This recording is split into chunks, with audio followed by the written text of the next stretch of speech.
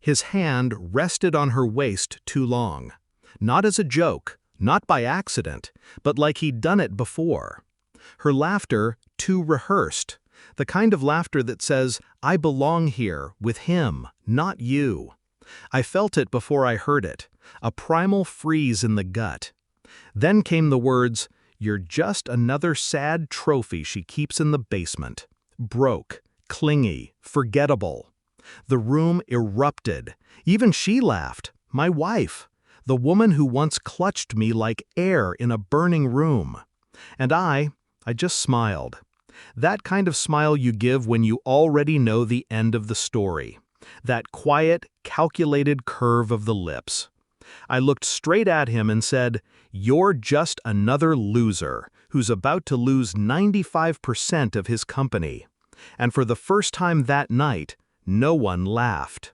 He turned pale, like someone had yanked the blood from his face, like he suddenly remembered something he should have never forgotten. But it started before the party, before the cheap wine and expensive sins.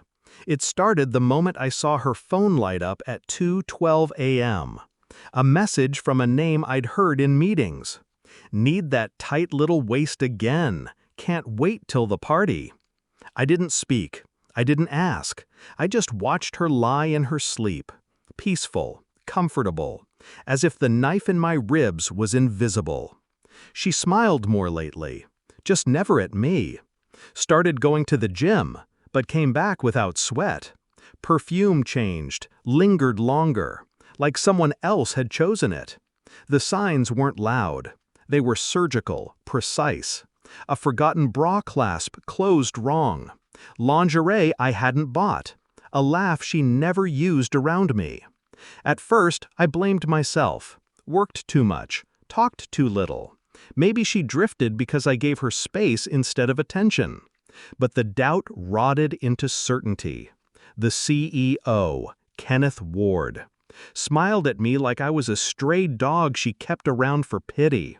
Offered me drinks I didn't want, compliments that came with condescension. And she soaked in it. Adoration, flirtation, every forbidden glance dressed up in office etiquette. She thought I'd never see it. She didn't know I'd already seen everything. The plan had to be slow, elegant, no shouting, no accusations, just facts. I hired someone discreet, not to follow her, but him. Track his movements, trace his meetings, clone his phone. 1 week. That's all it took. 1 week to get everything. Emails, photos, recordings. He called her kitten. She called him daddy. The kind of filth that makes your lungs tighten, not from heartbreak, but from disgust. She told him I was weak, too soft. Said she'd leave once she got her exit strategy sorted. What she didn't know, the company he bled for was already bleeding.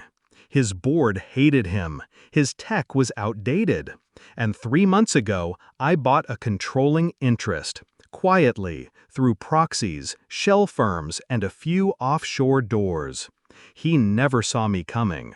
Too busy screwing the wife of the man buying his empire from under him. I waited for the perfect night, the Christmas party, the moment he'd feel safest. The contract was in my jacket. Signed, sealed, irrevocable. At 7:04 p.m., I handed it to his CFO in the hallway. No words, just a nod. He read it. His hands shook. He tried to call Kenneth. Kenneth was too busy groping my wife's waist. At 7:38 p.m., I walked toward them, drink untouched in hand, rage perfectly folded beneath my suit. Then came the insult. The laughter, the humiliation, and then my line. "You're just another loser who's about to lose 95% of his company." It wasn't loud, but silence followed like a black wave. His eyes darted, to the CFO behind him, to the board members starting to murmur.